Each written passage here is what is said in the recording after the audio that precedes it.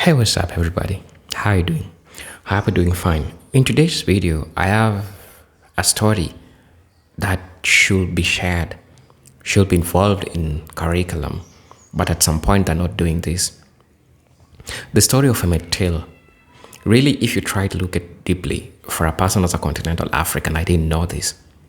But at some point, I came to learn it on my journey trying to learn Black history. Of course, I didn't find it in history books because they won't allow it to be there. But the devastating story really made me sad. And why is this important for us to share? These should be taught in history books. It's because I'll just tell you firsthand because my presentation is gonna be on that. It's because so many cases we see white people trying to point fingers to white people for racial profiling, but it did happen. Most of Black people end up in jail, right? Also, this video will make you question what's the role of the police. Has the police ever been for the Black folks? Or has the police ever been for, because the matter of Emmett Till, if you look at the case, the police didn't even try to help, right? Try to look at contemporary society today in the Americas. The police still, they're not always supporting Black voices. They'll only react against a Black person, but not for a Black person, at least for a few cops who are still doing that. But this is important because while I watched the video, it made me sad. And sometimes, as I said, we as content creators who do these videos, sometimes you might think that we're just doing it for the views or something. But trust me, when you go to the bed and try to reminisce all the things that you learned or you saw throughout the day, you'll be like, damn, those people went through a lot of things. I want us to watch this video. In as much as it is sad, it is important. Shout out to One Mic History for sharing this video, and also go and check out his channel for more Black history stories. Let's watch the video. I'll be back. For those who are watching for the first time, consider subscribing, like, share, and those who are supporting me through my Cash App, I highly appreciate. If you want to support me through my Cash App, maybe buy me a coffee, you can check out my bio. It's Kendrick Candle 1, my Cash App. Let's watch the video. I'll be back with my commentary as usual. Ensure you listen to my commentary. It's important because I'm discussing why this should be included in history books, which is not done, but it should be. Was born Mamie Carthen in 1921 in a small town in Webb, Mississippi. The only child of John and Alma Carthen, her father wanted to leave the South during the Great Migration when she was only 2 years old. Her family moved to the outskirts of Chicago and settled in a predominantly Black area of Argo, Illinois, where everyone knew each other. Every year, Mamie would return to Mississippi to visit her relatives, and she would spend her summers with her aunt, and the rest of the year, her house was full of newly arrived family members from the South seeking a better life. When Mamie was only 13 years old, her parents divorced. It was devastating for her, and she turned to her studies. An extremely bright child and a good student, Mamie's mother had high hopes for her only child, and Mamie will recall, "In my day, girls only had one ambition, and that was to get married. Very few kids graduated from high school, but her parents encouraged her to finish her school, and Mamie was the first Black student to make the A honor roll, and she was only the fourth Black student to graduate from the predominantly white Argo Community High School. After graduating high school, she met a fellow from Madrid, Missouri named Louis Till. He worked in the Argo Corn Company and was an amateur boxer and extremely popular. Her parents disapproved, thinking that the charismatic Till was too sophisticated for her daughter. At her mother's insistence, she broke off the courtship, but the heart wants what the heart wants, and soon they were married in October 14th, 1940. They were both only 18 years old. 9 months later, they had their only child, Emmett Louis Till, who they nicknamed Bobo. When Emmett was only a few months old, Mamie filed a court order against Louis Till as an abusive husband. The judge gave Louis two choices: either jail or join the army, and Lewis chose to join the army. In July of 1945, Lewis Till died, and the army sent Mamie his only personal items, which was a ring with his initials. 3 years later, she would receive a letter from the Department of Defense informing her, without any explanation at all, that Till has been executed in Italy due to willful misconduct. From that point on, she never spoke of him again, but she saved the ring. When Till was a teenager in 1955, Emmett's uncle Moses invited him to visit Mississippi for 2 weeks. His mother agreed only after they had a serious talk about the differences between Mississippi and Chicago. Even though racism existed in both places, the rules for African Americans was much stricter in the South. Mamie recommended Till avoid white people altogether, and the 14-year-old Till stated that he understood. He packed his father's ring so he could show his cousins and headed for the train station. Mamie said that they hugged for so long that Emmett almost missed his train. It would be the last time that she would see her son alive. Till arrived in Money, Mississippi on August 21st, 1955. Moses Wright was a sharecropper, and Emmett spent most of his days helping with the cotton harvest. On August 24th, Till and a group of other teens went to the local grocery store after a day of working in the fields, and accounts of what transpired after that vary because there are no actual witnesses in the store. Some witnesses state that one of the boys dared Till to talk to the cashier, Carol Bryant, a white woman, or other reports stated that he whistled at, touched the hand of, touched the waist of, or flirted with the woman before leaving the store. Moses Wright would recount later that the kidnapper would mention some talk at the store, and the sheriff, George Smith, only spoke accusing Till of ugly remarks. Whatever the truth was, after Till left the store, Carol Bryant went outside to retrieve a pistol underneath her car seat. The teenager saw her do this and left immediately. The other boys went across the street when an older black man who was playing checkers overheard the story. He urged the boys to leave quickly, fearing violence. Bryant told the others the events at the store, and the story spread very quickly. Emmett Till, though, did not mention the incident to his great uncle, either because it didn't happen or because he was afraid to. Carol Bryant's husband, Roy Bryant, was on an extended trip in Texas and wouldn't return until August 27th. Reportedly, Carol did not inform her husband, Roy Bryant, about the encounter with Till. Roy only heard about it after a person who hung out near the store told him about the incident.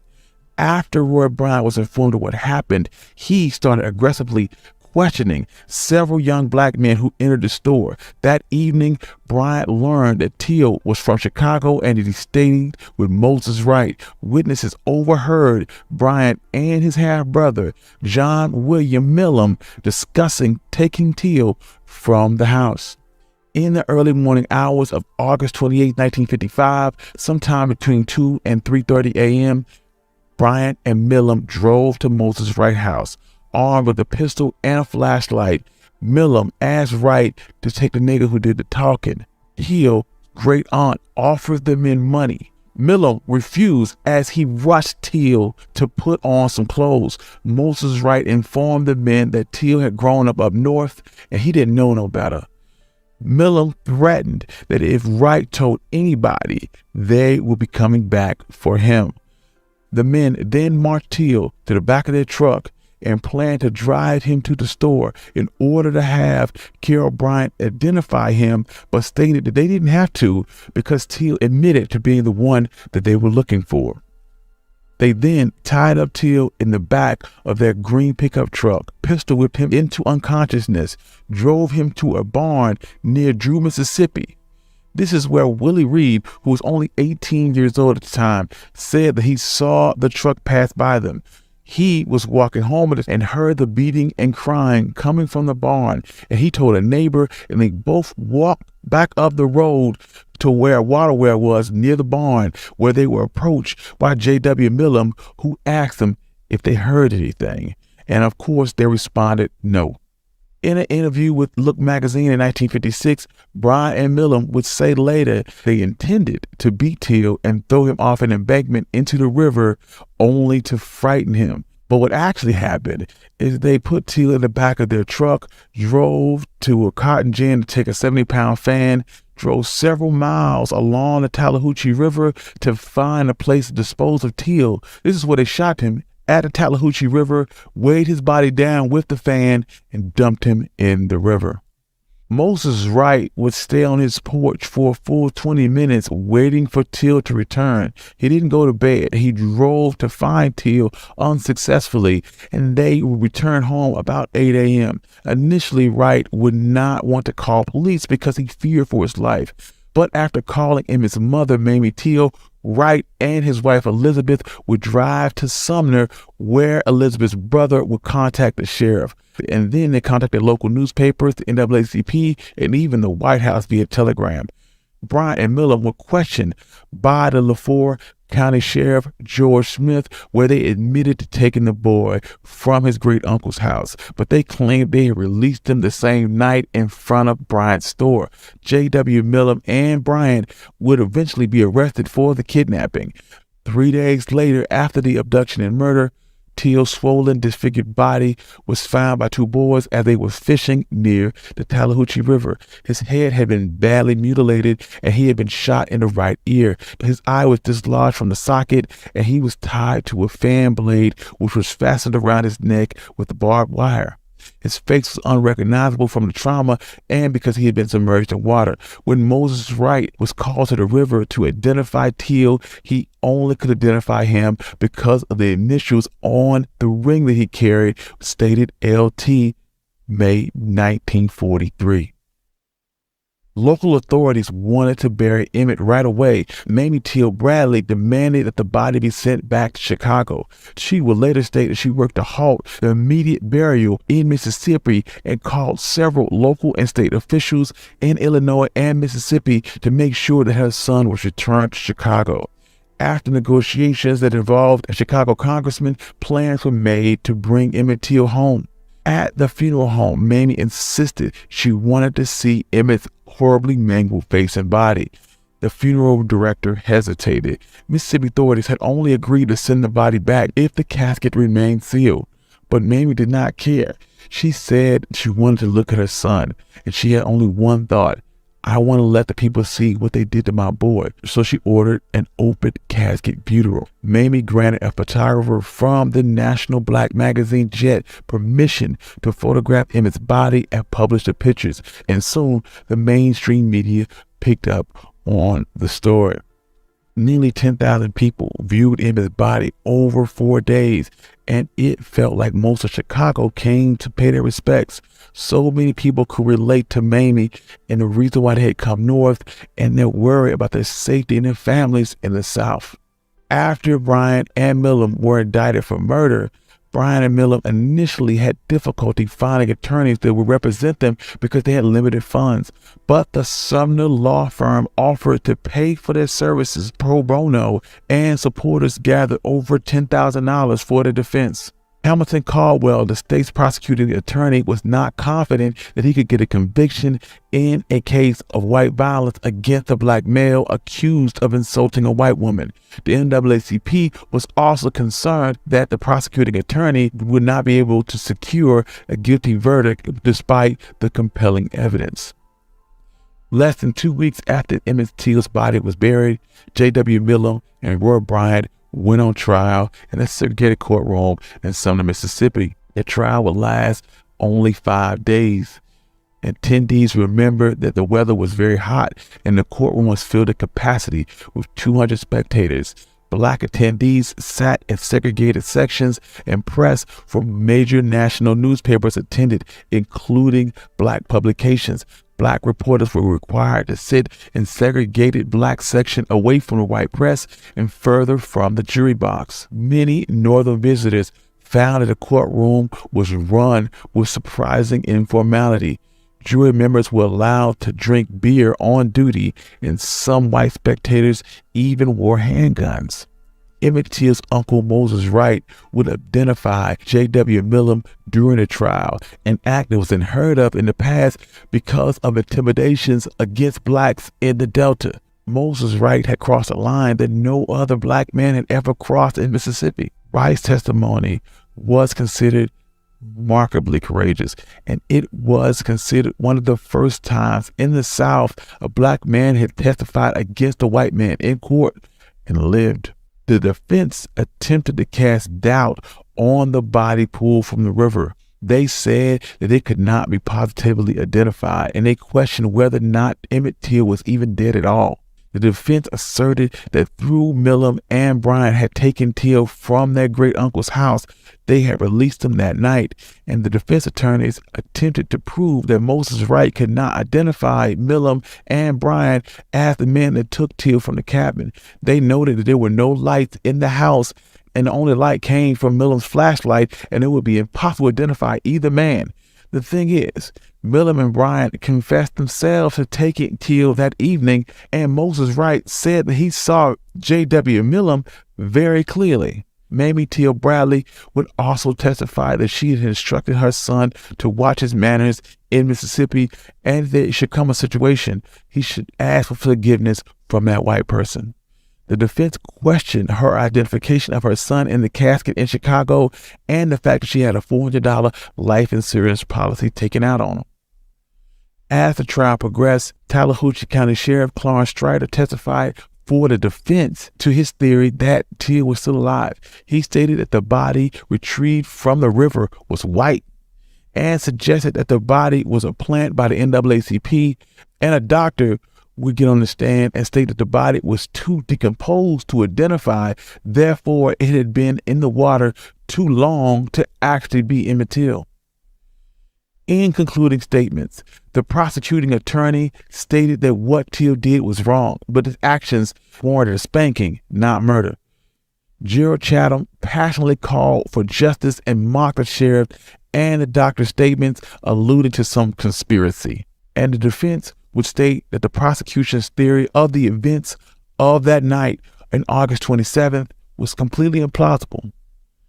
January 23rd, an all-white, all-male jury, because both women and blacks were banned from jury service, acquitted both defendants after only 67 minutes. One juror would later state, if we hadn't stopped to drink pop, it wouldn't have taken that long. In later interviews, jurors acknowledged that they knew that Millam and Bryant were guilty, but simply did not believe the life imprisonment or the death penalty was a fit punishment for whites who had killed a black man. Two jurors stated late in 2005 that they believed in the defense's case. They said that the prosecution had not proved that Emmett Till was dead, nor that it was his body was the one that was pulled from the river. After two men that killed Till were acquitted for murder, the Till's case became an international cause that attracted a great deal of public attention through news articles and editorials from around the country.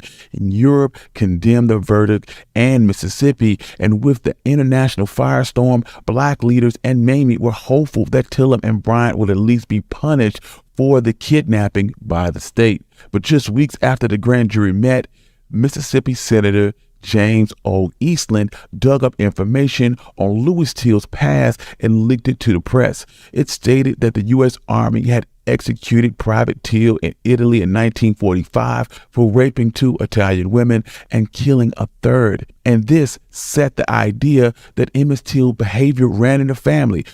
On November 9, 1955, a Mississippi grand jury refused to indict Millam and Bryant on kidnapping charges, and both men were completely free. Mamie would turn to the federal government for help, but to no avail. She hadn't received her ex-husband's army records, so how could Senator Eastland? She even attempted to meet with President Dwight Eisenhower, but he refused. Also, J. Edgar Hoover, who was the director of the FBI, wrote in a memo that there was no allegation made that the victim, Emmett Till, had been subjected or deprived of any right or privilege which secured or protected by the Constitution or the laws of the United States. Protected by double jeopardy, J.W. Millam and Roy Bryant struck a deal with Look magazine in 1956 to tell their story for about $4,000. The interview took place in the law firm of their attorneys, and Millam and Bryant were both interviewed not by Look magazine, but by their attorneys. During the interview, Millam would admit to shooting Till, and neither man believed they were either guilty or what they did was wrong. Thousands of letters protesting the Mississippi verdict poured into the White House, and Mamie took the fight to the people and gave speeches to overflowing crowds across the country. The story galvanized African Americans, and membership in NAACP soared. African Americans were angered by Emmett Till's killing and the subsequent injustice. Those in the civil rights movement realized that they had to take the fight for their rights more boldly, and in December of 1955, Rosa Parks would refuse to give up her seat to a white passenger on a Montgomery bus and was arrested for violating Alabama's bus segregation laws. Soon after, a 28-year-old minister, Martin Luther King, called for a citywide boycott, and the civil rights movement was officially born. Mamie Till was unwittingly thrusted into American history because of the murder of her son. Catapulted to a life of advocacy, she would continue to press for justice, writing letters to Dwight Eisenhower and speaking with the NAACP and with various labor unions. And Mamie dedicated the remainder of her life to helping children and preserving her son's memory. She graduated from Chicago's Teaching College in 1956 and taught in Chicago's public schools until her retirement in 1983. Mamie Till Mobley earned her master's degree in administration and supervision from Loyola University in Chicago. More than 30 years after the death of Emmett Till, the story would find renewed national interest. Filmmaker Stanley Nielsen would interview Mamie, other family members, journalists, and eyewitnesses who remembered what happened in Mississippi all those years ago. Mamie Till was also working on her own memoirs, and just 2 weeks before the national premiere of The Murder of Emmett Till, Mamie Till Mobley would die of heart failure in a Chicago hospital January 6, 2003. She was 81 years old. The Federal Bureau of Investigations would reopen the Emmett Till case in 2004. Although Millam and Bryant were long dead, agents sought to obtain conclusive evidence to Till's final hours and whether charges could be brought up against anyone still living. The FBI said that the statute of limitations had run out on any potential federal crime, but the FBI worked with state legislators to determine if state charges could still be brought. The 3-year investigation in which Till's body was exhumed and completed autopsy did not lead to the filing of criminal charges, but it did uncover a deathbed confession of J.W. Millam's brother, Leslie, who admitted to his own involvement in the kidnapping and murder. February 2007, a Mississippi grand jury declined to indict anyone, and the Justice Department announced the case was closed. The FBI in 2006 began a cold case initiative against racially motivated killings from decades earlier. A federal law named the Till Act allowed for the review of killings that had not been solved or prosecuted to the point of a conviction. The Emmett Till Unsolved Civil Rights Crime Act requires the Justice Department to make an annual report to Congress. Although no report was filed in 2020, a report was filed in December of 2021. It announced that it has closed its investigation into the case. Lastly, in 2017, Timothy Tyson released details of his 2008 interview with Carol Bryant, Emmett's accuser, now known as Carol Donningham, living in Raleigh, North Carolina. She had disclosed that she had fabricated parts of her testimony at trial. Bryant retracted her testimony that Till had grabbed her by the waist and uttered obscenities, saying that none of that was true. Bryant also stated that she couldn't remember the rest of the events between her and Till in a grocery store, but did state that nothing that boy did could ever justify what happened to him.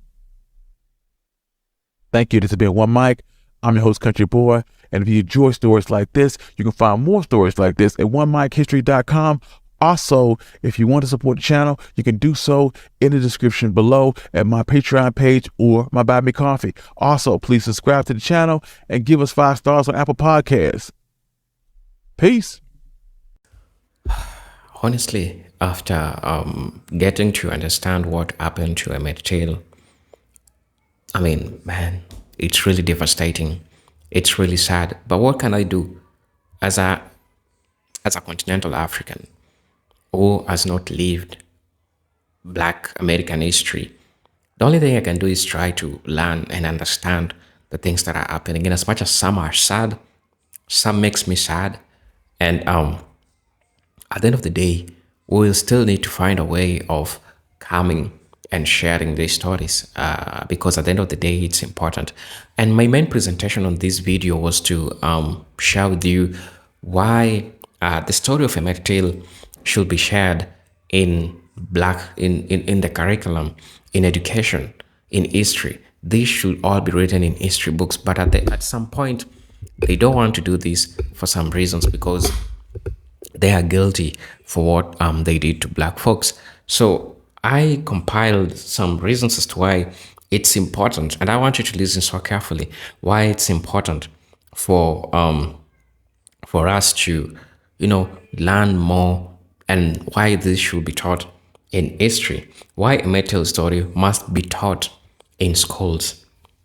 Now, the murder of Emmett Till is not just an isolated case of racial violence, it is a symbol of the historical and systemic oppression that black people have faced in America.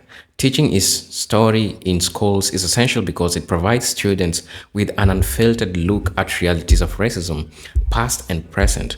The whitewashing of history in many American classrooms prevents students, especially black students, from understanding how deeply rooted racial injustice is. By including Emmett Till's story in history curriculums, schools will ensure that students see the full picture of American history rather than a watered down version of minimized black suffering and resistance. Understanding what happened to Emmett Tills help young people recognize patterns of racial violence that persist today, from police brutality to hate crimes, and equips them with the knowledge to challenge these injustices. And the story of this woman called, I don't know, somebody Brand, reminds me for a perfect example of how Karens behave, and then they insult you, and then that the one will call police on you. Look at what they did to this 14-year-old kid who was just trying to find out what life is. It is so, so sad. It is so, so devastating, right? And this shows you how black folks, even today, they're still grappling with these challenges. And it's important that this should be taught in American classrooms. This should be taught in African classrooms. Why? Because it makes us understand the problems that our brothers and sisters went through, the problem that our brothers and sisters have, grappled with so much for the longest time. Another reason why a Till story must be taught is that it exposes the failures of the legal system when it comes to protecting black lives. The fact that his murderers walked free, despite confessions to the crime, highlights how justice system was built to uphold white supremacy. If students do not learn about this case, they will not fully understand the historical context of today's racial disparities in policing, mass incarceration, and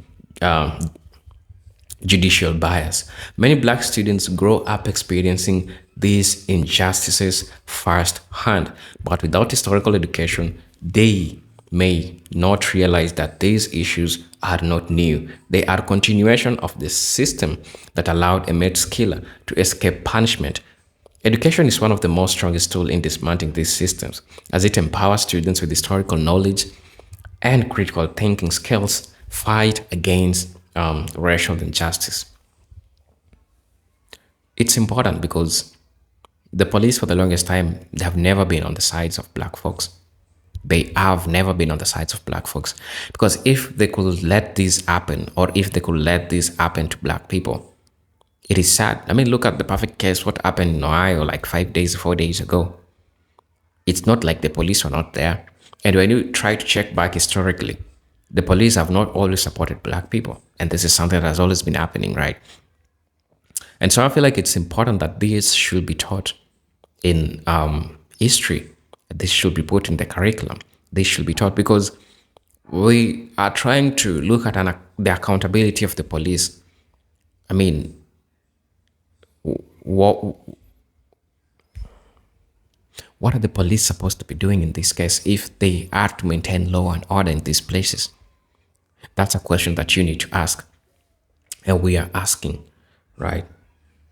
Teaching Emmett Till's story also challenges the false narrative of racial progress that is often promoted in schools. Many history books focus on the civil rights movement as a completed victory, giving the impression that racism was solved in 1960s.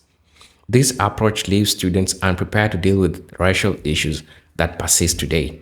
From voter suppression to police killings of black men and women, Emmett Till's murder forces an honest discussion about lynching never truly ended. It simply evolved into modern forms of racial violence, such as mass incarceration and state sanctioned killing. By learning about his story, students can better understand the legacy of racial terror and why black activism is still necessary until today. We also get to learn that Emmett's Till mother, Mamie Till Mobley, responded to his mother offers a powerful lesson on black resistance and resilience. She refused to let her son's death be ignored, using her grief to ignite a movement. Too often, black history is taught in a way that only focuses on oppression rather than resistance. But Mamie Till Mobley bravery shows that black people have always fought, using their plan to demand justice and change. Her decision to have an open casket funeral was one of the most radical acts of defiance in history, proving that black mothers, activists, and community leaders have always played a key role in fight for justice. If schools teach about Emmett Till, they also teach about his mother's role in sparking a movement, ensuring that black students see examples of strength and activism, not just victimization. Also, on the presentation that I made, Till's case serves as a direct historical link to the power of media and social justice movement. The graphic images of his mutilated body were published in black newspapers and magazines, shocking the world and fueling the civil rights movement. This was one of the first instances where photographs were used as political tool to expose racial violence. In the age of social media, where videos of police killing spread rapidly, students can draw direct parallel between Emmett Till case and modern events like killing of George Floyd, Breonna Taylor, and Tamir Rice. Teaching his story helps young people understand the documentation of black suffering has always been necessary to push for change, and it encouraged them to critically analyze how media shapes public perception of racial justice. Also, Emmett Till's raises important discussion about accountability and historical justice. In 2022, an unserved arrest warrant for Carolyn Brand was discovered. An unserved arrest warrant for Carolyn Bryant was discovered, proving that even after nearly 70 years, justice was never truly delivered in his case. This brings up deeper questions about whether America has ever truly confronted its racist past. Teaching his story allows students to explore whether justice delayed is justice denied, and whether America has a moral obligation to formally acknowledge and correct past racial crimes. It forces schools to have uncomfortable but necessary discussions about reparation, historical amnesia, and long-term effects of racial violence. Lastly, Emmett Till's story must be taught because it's still relevant today. The racism that led to his murder is the same racism that fuels racial profiling, hate crimes, and police brutality in America today.